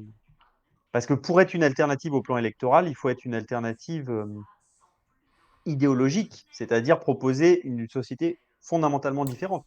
Entre Trump et Biden, je ne crois pas que. Enfin, globalement, ils ont des différences d'approche sur vis-à-vis de la Russie, vis-à-vis de enfin voilà la manière dont l'Amérique, mais ça change pas du tout le. Le fond, c'est que c'est des ultra-libéraux Oui, et bourgeois, puis quoi. enfin, ils sont les deux. Enfin, ils ont été en 2016-2020 et en 2020-2024 les porte-parole de la machine, enfin, du complexe militaro-industriel et de l'empire états-unien. Et enfin, aucun des deux n'a représenté une alternative pour, je sais pas, que ce pays puisse être davantage servir au progrès humain que à mettre à feu et à sang la moitié de la planète pour défendre les intérêts de ces firmes. Donc voilà, je pense que c'est moi, ça m'a vraiment fait cette impression-là avec tout ce qui se passe autour de Biden et sur la Palestine, c'est que, enfin, on avait nourri des espoirs parce qu'il y avait Sanders, il y avait une autre voix qui se faisait entendre. Et je pense qu'il faut en aucun cas, comment dire, aller se réfugier derrière les candidats libéraux sous prétexte qu'il y a des candidats d'extrême droite en face. Parce que il faut qu'une voix du peuple se fasse entendre, sinon il n'y a aucun espoir. Voilà. Eh ben, je partage complètement ton analyse, et justement, puisqu'on parle des personnes qui tirent les ficelles absolument pas dans l'ombre, mais aux yeux de tous et de toutes, j'ai un dernier petit sujet pour nous, qui est la commission d'enquête parlementaire vis-à-vis de l'attribution, vous savez, des chaînes sur lesquelles la TNT passe, quoi. C'est les chaînes en clair, comme on dit. Il y a une commission d'enquête qui a été demandée par le Parlement, par l'Assemblée nationale, et donc ils ont entendu Hanouna, et donc le fameux, celui qui tire les ficelles en pleine lumière, Vincent Bolloré, la semaine dernière, je crois. Alors, première question, est-ce que tu as vu cet entretien, ou simplement des extraits ? Non, alors j'ai pas trop eu le temps, donc ces derniers temps, donc j'ai pas regardé vraiment ce qui s'était passé. J'ai juste vu, je crois sur Twitter, j'ai vu passer 2 extraits. Le premier, c'est quand Hanouna est interviewé, il essaie de faire le pitre en faisant une blague sur Fort Boyard ou je sais pas quoi. Là, il essaie de parler. Bon, il essaie de perturber un peu le jeu de la commission d'enquête, le déroulement de la commission. Et une autre où c'est Yann Barthès qui fait un peu pareil dans son style à lui, qui essaie de perturber un peu en essayant de poser une question aux députés du RN qui l'ont convoqué. Parce que si je comprends bien, en gros, parce que bon, l'Assemblée nationale, elle est divisée dans les trois grands blocs et tout ça. Je ne sais plus qui a convoqué cette commission. C'était à l'initiative de la gauche et voilà. J'ai oublié, mais une députée écologiste. Et du coup, comme dans cette commission, il y a un peu les 3 blocs. Bon, je suppose que là-dedans, les macronistes, ils doivent essayer de faire, essayer de maintenir l'équilibre. La gauche a essayé de poser un peu, d'essayer de remettre en cause l'empire Bolloré, Hanouna, ce qui se passait. Et du coup, le RN a dit, puisqu'on s'intéresse à tout ça, il va falloir qu'on aille regarder du côté de la gauche bien pensante des médias. Et donc, voilà. Donc, j'ai juste vu ces 2 extraits-là et j'en ai compris cette espèce d'équilibre de la commission d'enquête, mais j'ai pas regardé plus que ça. Je sais pas si toi t'as eu le temps de. Moi, je n'ai pas regardé l'intégralité, mais j'ai regardé des extraits, j'ai lu un petit peu à ce sujet. Et en gros, Hanouna, il a réussi à totalement esquiver. Et en fait, il répondait pas aux questions. Par exemple, on lui pose des questions sur Louis Boyard, etc. Il fait « Regardez, moi, Louis Boyard, il m'a envoyé un SMS où il me disait qu'on allait faire des darkas tous ensemble. » Enfin bref, il fait son show et il arrive globalement assez bien à s'en sortir, à ne pas répondre globalement aux questions. Alors que Bolloré, ils ont réussi un peu plus à le coincer, puisque la question était de savoir si Bolloré avait une quelconque forme d'ingérence dans la ligne éditoriale de sa chaîne. Et il a réussi l'exploit de se contredire pendant l'enquête en disant « Non, mais... moi, j'ai aucune ingérence », et globalement 10 minutes plus tard, il dit oui, de toute façon, moi je suis d'accord avec tout ce qu'on met à l'antenne. Sous-entendu, évidemment, qu'il y a une ingérence, on le savait déjà, mais il le dit, ce qui change un petit peu. Donc peut-être qu'on va réussir à enlever ces news des chaînes de la TNT, pour la simple et bonne raison qu'elle a été condamnée à de multiples reprises pour déploiement de fausses nouvelles, pour insultes, pour injures raciales, etc. Donc c'est assez grave, ce qui n'est pas du tout le cas de Quotidien, et on voit bien que c'était une forme de vengeance un petit peu mesquine de la part des députés du Rassemblement National, puisque Quotidien, enfin Yann Barthès, etc., font partie des rares encore à dire on ne veut pas recevoir de fascistes dans l'émission. Voilà. Mais est-ce que toi quel enjeu tu vois voilà, l'enjeu médiatique et du fait qu'il soit possédé par des grandes puissances de l'argent, et notamment un type comme Vincent Bolloré qui plus est, n'est pas seulement dans une grande puissance de l'argent, c'est aussi un type qui a une espèce de vision idéologique. Oui, contrairement à à l'image qu'on peut en avoir, je pense que quand on parle des milliardaires, on dit oui, mais attendez, qu'est-ce que ça peut leur faire, 1 million de plus ou de moins, etc. En fait, ces personnages-là, ces grands propriétaires qui ont développé un empire, au-delà d'être de l'argent, pour eux, l'argent, c'est du pouvoir. Et du coup, ce sont des acteurs politiques et des acteurs politiques de premier plan. C'est pas effectivement, Bolloré, il n'est pas, comment dire, il est pas ministre, il n'est pas à l'Élysée. D'ailleurs, il a été élu par personne. Mais c'est un acteur politique qui interagit.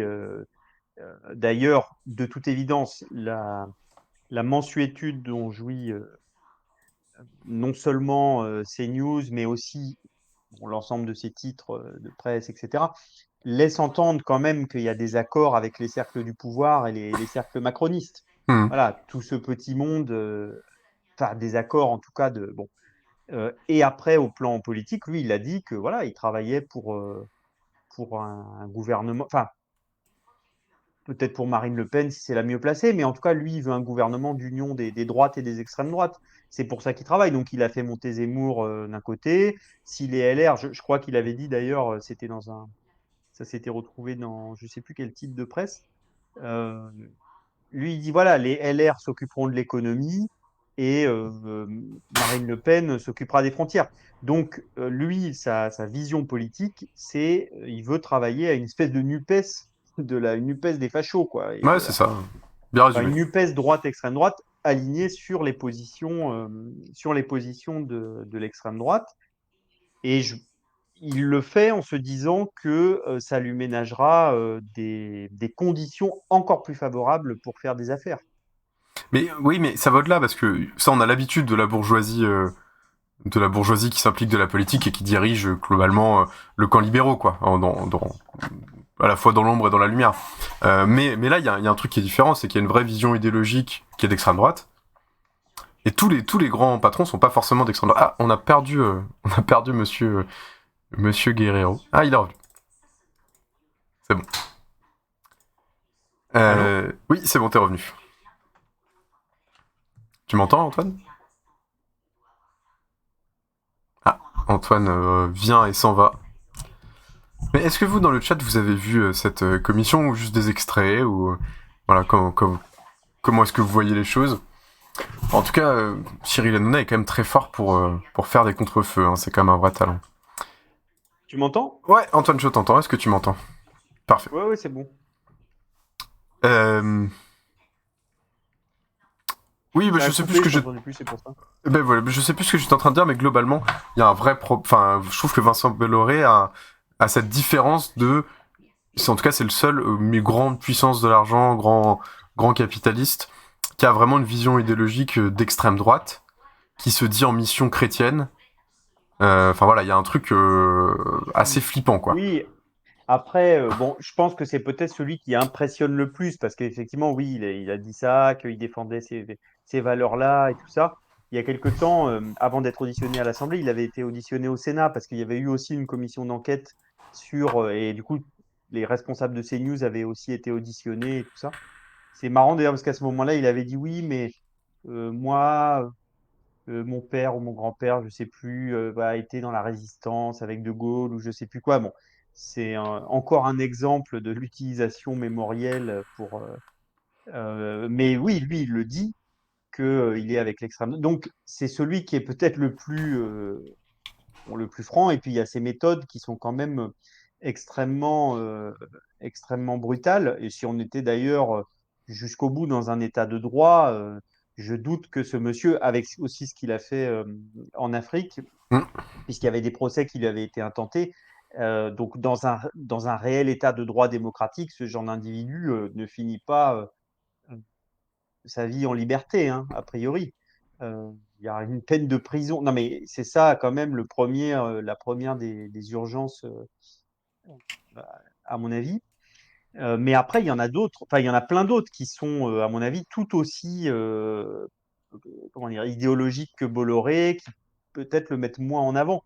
Et même Quotidien, parce qu'effectivement, ils disent on n'interviewe pas Le Pen et tout ça, mais ils ont quand même une orientation, enfin, derrière leur. Ils font un peu comme Hanouna, finalement. En moins vulgaire, parce que c'est pas les mêmes. Ils représentent pas les mêmes publics et pas les mêmes catégories. Voilà, c'est pas les mêmes CSP, etc. Donc, comment dire, c'est peut-être moins, ils se donnent pas du tout le même style, mais quand même, dans ce qu'ils distillent, dans leur reportage, dans la manière dont ils traitent les sujets, en gros, pour moi, oui, c'est une chaîne pseudo-macroniste, voilà. Et je pense qu'un Glucksmann, ça leur va très bien. Ouais, social-démocrate, un peu, oui. Donc, je pense qu'il y a Mais pas. je pense que ça reste quand même un espace de gauche, en tout cas un espace, pas forcément de gauche, mais en tout cas du progressisme. C'est pas parfait, Oui, mais... on n'est pas sur Blast, évidemment, mais, mais disons qu'à des heures de grande écoute, il y a quand même... mais du progressisme, je trouve un peu macroniste. Oui, bien sûr. C'est-à-dire qu'ils s'accommodent quand même bien de certaines choses, et derrière leur image un peu poil à gratter, souvent, voilà, c'est quand même, comment dire, En tout cas, pour moi, c'est incomparable, un projet d'extrême droite. assez autorisé. Mais Oui. ils sont pas en train de faire des Sig Heil en direct à la télé, ou ils sont pas en train de faire des messes en direct comme sur CNews. Là, il y avait eu des trucs sur le monde des esprits, ou je sais pas Les quoi. forces du mal, Voilà. mais c'est toutes les semaines. Hein. Ça continue. Ouais. Mais enfin, voilà, en tout cas, Bolloré, c'est l'aspect le plus impressionnant d'un phénomène qui, en fait, est quotidien et qui pose la question, là encore. Tout à l'heure, je parlais de la démocratisation des entreprises. Mais évidemment, toutes les entreprises de presse, enfin, je veux dire, à quel titre est-ce que, parce que là, ça tombe que effectivement c'est un facho, mais si demain il y avait un patron de presse qui faisait comme il a fait, qui reprenait je sais pas quelle chaîne et qui disait que lui, son obsession, ça voudrait dire qu'il pourrait transformer la chaîne en tout et n'importe quoi. Ah ben Et ouais. s'il a suffisamment d'influence, en fait, il va rien se passer. On n'est pas à l'abri qu'un milliardaire ait une révélation, les extraterrestres existent, il faut qu'on... J'en sais rien, moi, il faut qu'on les accueille. Ou un platiste, je sais pas, et du coup, tu aurais des trucs, tu aurais des émissions toute la journée. Bon. Mais là, on voit bien que si le CSA ne fait rien par rapport à ça, parce que le CSA n'a absolument rien fait. Ils ont quand même pris 3 millions d'euros d'amende. Hein. Oui, mais ça reste, je veux dire... En tout cas, c'est un échec, on est d'accord, mais ils ont les moyens légaux d'agir un petit peu au moins d'un point de vue des sanctions pécuniaires. Mais s'ils ne le font pas, pour moi, c'est qu'il y a des accords. Il y a. Moi, je pense qu'ils n'ont pas les moyens d'agir avec plus de fermeté. Enfin, il y a des intérêts politiques qui sont en jeu. Et aujourd'hui, ils sont pas en capacité d'agir avec plus de fermeté d'un point de vue légal. Et ça, c'est un problème. Et il faut bien se souvenir que celle qui présentait, qui était en fait une espèce d'évangéliste complètement, qui dit qu'elle prie entre chaque émission, Christine Kelly. Là, Christine Kelly, ouais. Oui, qui a dit que pour elle, Dieu... Alors, je ne sais pas si vous imaginez, si un présentateur musulman, par exemple, avait dit ça, ça y est, là, il y aurait une affaire internationale autour de ça. Elle a dit que, voilà, pour elle, son travail, c'était la foi et tout ça. Et cette personne a été, pendant un certain nombre d'années, a siégé au CSA. Donc voilà, tout est dit sur le... Enfin, ça s'appelle plus le CSA d'ailleurs, maintenant c'est l'ARCOM, non? Je crois. Mais bon, c'est un peu le même principe. Pour moi, le grand problème, c'est l'appropriation privée de ce qui n'a aucune raison de l'être. À l'information. C'est vrai pour les chaînes qui sont des entreprises, mais qui utilisent, c'est pour ça qu'il y a l'ARCOM qui contrôle, c'est parce qu'ils utilisent des fréquences ou ils utilisent un système qui est un système de la puissance publique Mmh. Et du coup, à contrario des journaux où effectivement n'importe qui peut se lancer, faire son titre et tout ça, en respectant bon, un certain nombre de règles. Mais là, il y a comment dire, des fréquences ou des. Là encore, je suis pas un spécialiste, je sais plus si ça s'appelle encore fréquence ou si ça a changé, mais il y a Oui, oui, c'est plus ou moins ça, oui. possibilité d'émettre. La possibilité d'émettre, c'est la puissance publique qui l'accorde. Et du coup, puisque c'est accordé par la puissance publique, il y a un certain nombre de règles soi-disant à respecter, mais sur lesquelles c'est un paillasson, ces règles. Je veux dire, eux, ils continuent d'aller dans des commissions d'enquête pour dire oui, oui, si, regardez, il y a un ou deux chroniqueurs qui dit autrement, et puis après, ils font des messes publiques et ils font des trucs où ils appellent à. Bah, ils ont dû juste se reprendre sur l'IVG. Quand ils ont dit première cause de mortalité dans le monde, Ouais, ouais. l'IVG, c'est. Voilà. Et en fait, ils essaient de faire un Fox News à la française, c'est-à-dire de structurer vraiment une offre, et c'est plutôt en train de marcher, hein, Mmh. structurer une offre d'extrême droite, mais une offre complètement. Enfin, voilà, de gens qui sont complètement en silo sur cette chaîne-là. Et oui, c'est leur projet depuis le début. Mais enfin voilà, en tout cas, moi, je suis pour s'attaquer effectivement à ces news, mais aussi, il y aurait, et d'ailleurs, il me semble, des journalistes, des universitaires, tout ça, qui ont fait des propositions en ce sens pour démocratiser vraiment jusqu'au bout l'ensemble des médias. Absolument, ouais. Et c'est très heureux d'ailleurs, on espère que ça aboutira. Moi je trouve que dans toute cette affaire, il y a quelque chose de positif, c'est qu'au moins ça déclenche un semblant de débat public sur cette question-là. Je pense que ça intéresse les gens quand même.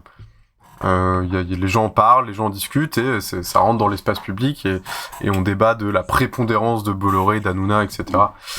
Et leur effet idéologique. Après, il y a juste un petit truc que je voulais dire sur Hanouna en particulier, parce que tu l'as dit d'ailleurs que dans l'audition devant la commission, finalement, Hanouna s'en est mieux sorti que Bolloré.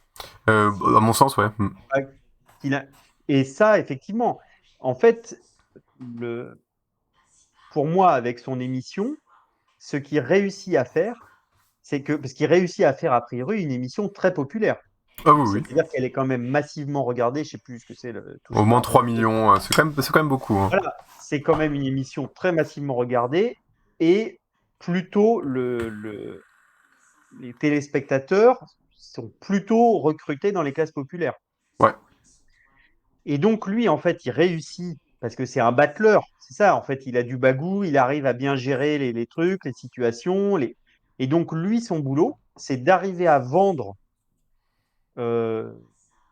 d'arriver à faire adhérer les gens qui se font tondre la laine sur le dos par Bolloré et tous les autres à ce système-là. Ouais, c'est ça. Et donc il est extrêmement talentueux dans ce rôle-là. Et c'est en ce sens-là qu'il est très précieux, comme une série d'autres personnages. Et je trouve que c'est pour ça que quand il y avait eu l'altercation avec Boyard, là, où là, pour le coup, il avait pété les plombs, le masque était tombé, où il l'avait menacé, et on voit en fait que ce mec, il est sordide. Il est complètement. Et tu te dis, mais dans cette séquence-là, tu te dis, ah, mais d'accord, en fait, c'est pas du tout à la cool, etc. En fait, c'est un type qui fait du business sur. Il y a des intérêts derrière, et en fait, il est très violent. Mais donc là, son masque était tombé. Mais je trouve qu'on ne l'attaque pas suffisamment sur cet angle-là, et qu'il y a toute une critique dont peuvent faire partie, par exemple, les mecs de quotidien, qui est une critique de catégories sociales plus élevées, qui s'en sortent mieux, etc., et qui font une espèce de critique à la oui, c'est l'émission des ploucs, Hanouna, c'est un plouc, etc. D'ailleurs, regardez comment il s'exprime et tout ça. Ouais, et c'est contre-productif. En plus, c'est. Voilà, ça serait désastreux d'aller dans ce sens, parce que de pas être méprisant dans le fait. Enfin, moi, les gens, ils regardent ce qu'ils veulent, et c'est pas. Comment dire, de pas critiquer les goûts, les préférences, les codes sociaux des gens, parce que ça n'a pas de sens, et il faut qu'il y ait des programmes pour tout le monde. Après, on peut considérer. Par contre, on peut considérer, et pour moi, c'est là plutôt que je formulerai la critique.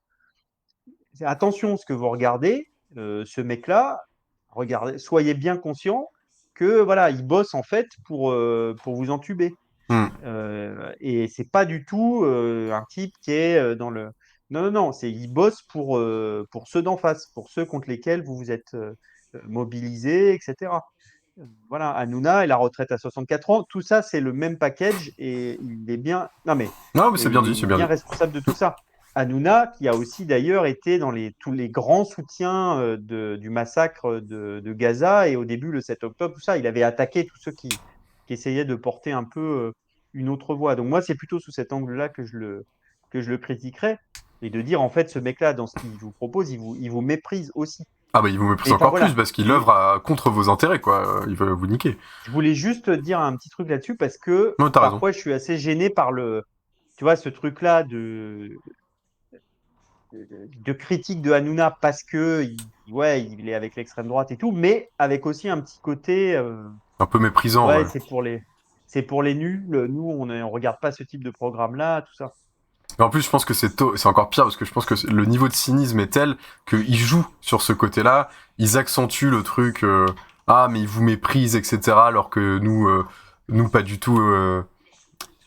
Voilà, ils jouent sur cette espèce de corde et ils créent un truc qui tient quasiment du mouvement sectaire à mon sens. Hein. Le délire avec tous les chroniqueurs qui sont terrifiés par lui et qui doivent donc soutenir. Tu sais, ça met en scène pour les gens qu'il y a une sorte de vox populi et tout le monde est d'accord sur le plateau avec Cyril. Et en fait, c'est fictif parce qu'il les tient tous dans. Enfin, il y a eu un complément d'enquête, on l'avait beaucoup commenté dans cette émission concernant justement Cyril Hanouna. Donc, on découvre qu'il a un yacht, on découvre que il vit comme un bourgeois, quoi. Voilà, évidemment. Et surtout, on découvre qu'il terrifie l'ensemble des gens à qui il travaille pour qu'ils soient toujours d'accord avec lui. Mais tu vois, ce que je trouve fascinant, c'est que donc le mec, il vit comme un bourgeois et tout ça, mais par son talent. Parce qu'on peut pas ça lui enlever. Il a puis ses origines, il est talent, relativement modeste. Hein. Par son talent, mais ils sont où les Hanouna de gauche, les Hanouna marxistes en gros. Bah, il y en a un, c'est Usul, quoi, évidemment. C'est ça voilà, par exemple. Mais bon, il a peut-être pas la même surface, évidemment. Et on n'a pas les mêmes moyens à mettre en face. C'est-à-dire, on n'a pas une chaîne, enfin même deux chaînes. De la TNT complètement privatisée où en fait hop c'est ton en réalité petit bac à sable, tu peux faire ce que tu veux. Il y a le média je crois qu'il a une tranche de TNT hein. Mais c'est une catastrophe. J'en sais rien, j'ai jamais regardé. J'ai déjà regardé des émissions mais c'est vraiment non pas que je critique la qualité des émissions du média mais c'est quelque chose qui au contraire de justement ce que a réussi à faire Cyril Hanouna est vraiment dans un entre-soi très très inaccessible. Hein. Enfin, c'est mon opinion. Je trouve que c'est très difficile à. En tout cas, moi, c'est la question que ça me pose, quoi. C'est si ce mec-là arrive, parce que il y a tous les débats là, à longueur de journée. Oui, mais les électeurs du Front National, mais machin, mais les classes populaires. Comment la gauche peut reconquérir les classes populaires des campagnes, je sais pas quoi. Bon, là, on a quand même l'exemple d'un type qui, ok, est promu, qui, ok, a toute une série de moyens extrêmement. Enfin voilà, tout l'or que Bolloré a amassé en allant piller en Afrique et tout ça, ok, il a tout ça à son service. Mais quand même, le type arrive alors qu'il ne partage, en tout cas à l'heure actuelle, il partage visiblement absolument rien du quotidien de tous les gens qui le regardent, mais il arrive à créer cette connivence, cette complicité-là, et en tout cas à faire adhérer à son émission, et du coup à faire adhérer ensuite à toute une série de positionnements sociaux et politiques. Et je m'étais posé la même question sur Trump, par exemple, qui n'a rien à voir avec les gens qui votent pour lui. Enfin, je veux dire, lui aussi, il leur tond la laine sur le dos. Mais il arrive à créer ce truc-là et ça, c'est une question extrêmement importante, qui n'est pas évidente à poser, parce que ça pose la question de l'investissement individuel. À gauche, électoralement, en tout cas, le seul qui a réussi à faire ça, c'est Mélenchon, sur plusieurs présidentielles, à créer où les gens se disent « Ah oui, lui me soutient ». En tout cas, ça, c'est ce qui s'est passé en 2022. Mais voilà, on n'a pas non plus, on n'en a pas des camions entiers, quoi, de gens qui sont capables de faire ce truc-là. En tout cas, la bataille des idées, elle est sur l'espace médiatique aujourd'hui, quoi, principalement. Enfin, on n'arrivera pas à convaincre les masses, pas qu'à la télé, sur Internet aussi. On n'arrivera pas à convaincre les masses avec des tracts. Moi, ça, j'en suis persuadé. Les masses, je veux dire, des personnes, et c'est important. Je dénigre pas le travail. Le tract, c'est un outil de mobilisation, un outil d'échange. Et c'est très bien. Et il faut être dans le réel. Je dis pas le contraire. Mais je veux dire que la bataille des idées et de l'hégémonie idéologique, elle se passe sur l'espace médiatique, parce que c'est le seul moyen de toucher vraiment des milliers de personnes. Je ne sais pas qui c'est qui a déjà été convaincu par un tract. C'est-à-dire qu'il y avait une opinion et qui a changé d'avis en lisant un tract. Il a sûrement été convaincu par la discussion qu'il a eue avec le militant, éventuellement. Voilà. Mais pas par le tract, ça c'est sûr. Encore moins par une affiche. Donc oui, c'est un outil de discussion, c'est un outil de mobilisation. C'est-à-dire tous les gens, oui, ça renforce effectivement telle ou telle idée parce que tu vas te regrouper avec d'autres et tout ça. Mais c'est sûr que les moyens de politisation sont... C'est pas que là et c'est pas tellement là que ça se passe. Alors, ce que je veux dire, c'est que je trouve qu'à gauche, globalement, alors ça c'est un truc qu'on est en train de rattraper parce qu'il y a de plus en plus d'acteurs qui ont compris ça, en tout cas qui essayent vraiment de s'investir parce que c'est quand même du travail.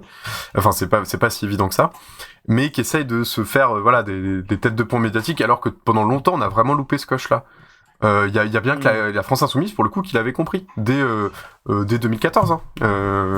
Avec le Discord insoumis qui s'est structuré, avec leur chaîne chute. Bon, ils sont partis depuis l'affaire Quatennens, tous ces gens-là. Mais en tout cas, c'est les seuls qui avaient pris... ouais, ils sont tous partis. C'est les seuls qui avaient pris ce virage de... On essaye de s'adresser au plus grand nombre. Où alors, parce que les gens, Aucune idée. Je sais pas où ils sont partis. Je parle qui s'appelait l'Insoumission, enfin le canal Twitch historique depuis genre 2015, ils ont commencé, je crois. De la France Insoumise est parti, et le gros Discord, qui était vraiment un gros espace communautaire, on fait beaucoup de choses, est parti aussi la suite à l'affaire Quatennens. Ça a été délétère, ça, pour la FI, et leur capacité à agir. Et notamment chez les militants, ça a été vraiment terrible. Bref. Voilà. Mais du coup, je pense qu'il y a vraiment un enjeu énorme à réinvestir l'espace médiatique par tous les moyens possibles, parce que effectivement, on n'a pas l'argent africain volé aux Africains de Bolloré, mais en tout cas, on peut le faire avec nos moyens. Et aujourd'hui, là, tu vois, on n'est pas très très nombreux sur ce stream, mais on arrive à parler, on arrive à produire quelque chose qui est diffusé. Alors, ça rencontre pas forcément un écho énorme, mais je pense que c'est une piste qu'il faut creuser, et pas que nous, mais globalement à gauche. Et des types comme Usul sont vraiment des précurseurs. Quand même, on réussit à montrer qu'on peut influencer 200 000 personnes avec une vidéo sur Internet, que c'est quand même un tract très efficace. Enfin voilà. Écoute, on se dirige déjà à la fin de cette formidable émission, et la tradition veut qu'on fasse une recommandation culturelle pour s'occuper là pendant les 2 semaines à venir. Du coup, toi, Antoine, est-ce que tu as une recommandation ? T'es pas obligé. Oula, j'ai pas réfléchi, du coup là, je saurais pas trop quoi recommander. Moi, tu sais, j'ai recommandé tout et n'importe parce quoi. Que ça vient à chaque fois, mais... J'ai recommandé Top Chef, j'ai recommandé vraiment tout ce qui m'est passé par la tête sur le moment. Bon, bah vas-y, toi. Moi, j'ai une recommandation, mais qui est un peu... c'est pas... voilà, c'est un podcast, c'est évidemment Affaires Sensibles, que vous connaissez sans doute, qui est le podcast le plus écouté de France, avec Fabrice Drouel, France Inter, voilà, c'est magnifique. Et moi, je vous recommande cette semaine un épisode particulier, qui est sorti, je crois, lundi ou mardi, qui est, il me semble, une rediff, qui s'appelle Les Affaires Grenobloises d'Alain Carillon. Alain Carillon, qui était le maire de Grenoble dans les années 90, qui était parallèlement à ça ministre de la Communication et ministre de l'Écologie, je crois, et on a découvert qu'à Grenoble, il avait mis en place tout un système de corruption extrêmement élaboré, et notamment l'emploi d'un truc qui s'appelait Dauphiné News, qui était un petit canard local, et qui propageait des fausses nouvelles, des rumeurs et des ragots, et qui était directement à sa salle. Donc voilà, ça fait un petit peu écho à notre discussion précédente, et qui est un des seuls hommes politiques de premier plan, il était au niveau de Fillon, etc. à l'époque, qui est tombé grâce à un individu, grâce à un particulier, qui a rassemblé un énorme dossier, et qui l'a envoyé à un juge. Et voilà, et qui a réussi à faire tomber un type qui était extrêmement puissant, et qui était en phase de devenir encore plus. Et je trouve que c'est très intéressant, cette histoire. Et pour la petite anecdote, Alain Carillon, qui a fait de la prison, qui est d'ailleurs un des types qui a inventé la visio, puisqu'il avait tenté, avant de démissionner, de diriger le conseil départemental en visio depuis la prison. Alors qu'il était en détention. Il donne des conseils à Sarkozy parce que on sait pas comment. Et ils sont copains, ils se connaissent, ils sont beaucoup fréquentés. Il y a des photos très intéressantes. Et Alain Carion est aujourd'hui élu municipal à Grenoble et il veut reprendre la ville. Il veut regagner la ville, mais je trouve que savoir un peu ce qu'il a fait et tout, voilà, comment ces types-là pensent, c'est très intéressant et c'est vraiment ça fait du bien, voilà. Est-ce que ça t'a laissé le temps de penser à...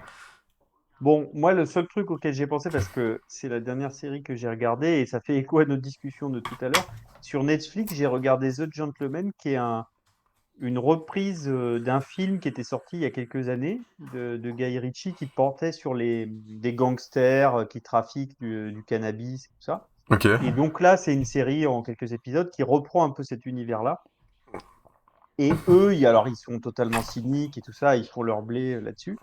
Et le système qu'ils ont trouvé, c'est qu'ils vont voir dans des grands propriétaires terriens qui ont des manoirs, des trucs comme ça, et qui n'arrivent pas à entretenir leur propriété.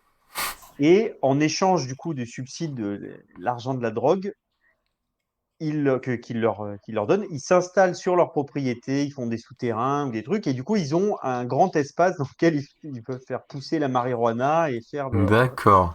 leur système commun. Donc voilà, ça faisait écho à ce qu'on se disait tout à l'heure, c'est des aristocrates qui accueillent le Ok. trafic. Donc bon, voilà, c'est un peu déjanté, tout ça. Et voilà, ça vient de sortir. C'est Eh pas ben, ça a non l'air plus cool. extraordinaire, mais c'est le dernier truc que j'ai regardé. Et comme ça fait écho au problème du trafic, et voilà. Eh ben, franchement, ça a l'air cool et je pense que je le regarderai. C'est Guy Ritchie qui l'a réalisé? Ouais. Ah, parce que c'est quand même... voilà, il a quand même fait Snatch et ça, c'est quand même magnifique. Oui, bah au départ, The Gentleman, le film qu'il avait fait, je sais plus, en 2020 ou quelque chose comme ça, c'est un petit peu dans le même style. C'est des histoires de braqueurs, de gangsters, tout ça, et des trucs un peu... toujours des situations un peu déjantées ou... Voilà. Ah ouais, je suis très client de ce genre de film, donc je pense que je le regarderai. Eh ben, en tout cas, merci beaucoup Antoine d'avoir... voilà, on a quasiment passé 1h45 ensemble à discuter, avec vous aussi dans le chat. Merci d'avoir participé, notamment le Gros Théâtre et Momal.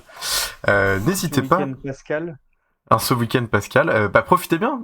J'espère que vous avez la chance de ne pas travailler demain. En tout cas, moi, c'est mon cas, donc je compte faire une énorme grasse mat. En tout cas, profitez bien de ce petit jour férié si vous le pouvez. On se donne rendez-vous normalement dans 2 semaines pour continuer de discuter un petit peu de l'actualité politique. Peut-être qu'on aura eu de très bonnes nouvelles d'ici là. Donc normalement, ce sera le dimanche 7... Ah ben non, celui d'après. Le dimanche 14 avril. 14 avril, ouais. Voilà. Donc n'hésitez pas à revenir. En attendant, allez voir nosrevolutions.fr pour être abreuvé finalement d'un point de vue absolument brillant sur notre monde contemporain. D'ailleurs, Antoine, tu rédiges souvent, t'as un article là en cours ou... Non, là j'ai pas d'article. Là, ce qui va arriver, alors chaque semaine il y a un édito, je sais plus qui c'est qui le rédige cette semaine, mais en tout cas on tourne à chaque fois, il y a un édito, un petit point de vue sur l'actualité, comme avait fait du coup Manel sur ce qui s'était passé à l'ONU. Et puis en fin de semaine, je crois qu'on aura un édito sur le développement des facs privées. Ah oui, ok, très intéressant. De l'enseignement supérieur, tout ça. Donc voilà, on a eu la semaine dernière un article sur la crise de la gauche en Allemagne. Vous savez, Die Linke qui s'est scindé en deux avec Wagenknecht de l'autre côté. Bon, c'est une camarade allemande, du coup, qui donne quelques éléments d'explication. C'est intéressant parce que l'Allemagne, c'est pas très loin de chez nous, mais finalement, on est assez hermétique en fait à tout ce qui se passe et ça peut être assez intéressant du coup de voir ça. Voilà ce qui est prévu dans les prochains jours. Et puis à venir d'ici une quinzaine de jours, je pense, un parti pris sur la question des élections européennes et des enjeux qu'il y a autour. Donc voilà, il y aura encore de quoi lire. Et abreuver le débat, bien sûr.